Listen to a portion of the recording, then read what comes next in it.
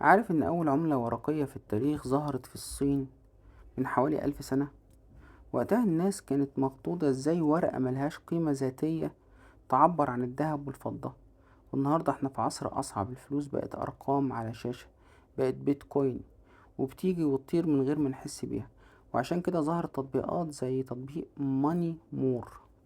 في الفيديو ده هقولك الخلاصة اللي هتخليك تمسك زمام الأمور، وهتعرف ازاي التطبيق ده بيراقب كل قرش، وايه حكاية ال25,000 جنيه اللي في الصورة، واكشف لك ال5 عيوب اللي ممكن تخليك تمسحه فورا. وفي الآخر هديك 5 نصايح ذهبية قبل ما تدوس تنزيل. بص يا سيدي، تطبيق ماني مور هو من إنتاج شركة مونديا. فكرته ببساطة إنه مدير مالي في جيبك. وظيفته الحقيقية مش إنه بيجيب فلوس عشان محدش يضحك عليك من الاسم، لكنه بيحل مشكلة الفلوس راحت فين. الميزة اللي بجد هي الواجهة اليو اي اللي شكلها شيك جدا وبسيط، مش معقدة زي تطبيقات المحاسبة القديمة. التطبيق ده مناسب جدا للشخص اللي لسه بيبدأ ينظم حياته المالية، أو اللي دخله محدود وعايز يفرمل مصاريفه. لكنه مش للمحترفين أو الشركات اللي محتاجة ربط مباشر بالبنوك أو حسابات ضرايب معقدة. عشان تستخدمه صح، أول ما تحمله هتحدد العملة، وهنا بيدعم الجنيه المصري بشكل ممتاز.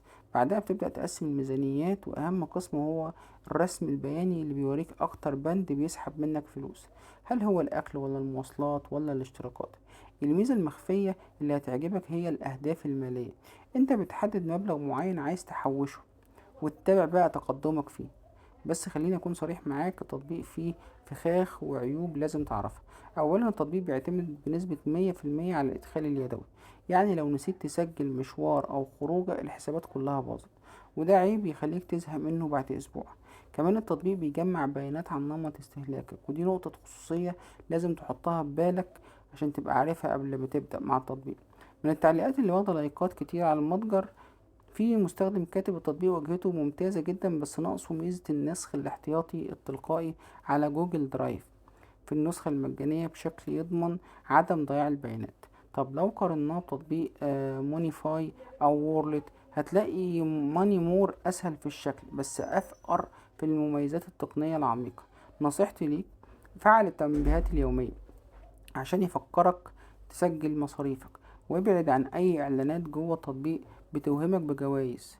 في النهاية التطبيق يستحق التحميل لو انت بصري وبتحب الاشكال والجداول ومش محتاج تعيد، لكنه مش عصا سحرية هتخليك غني، هو مجرد مراية لمصاريفك.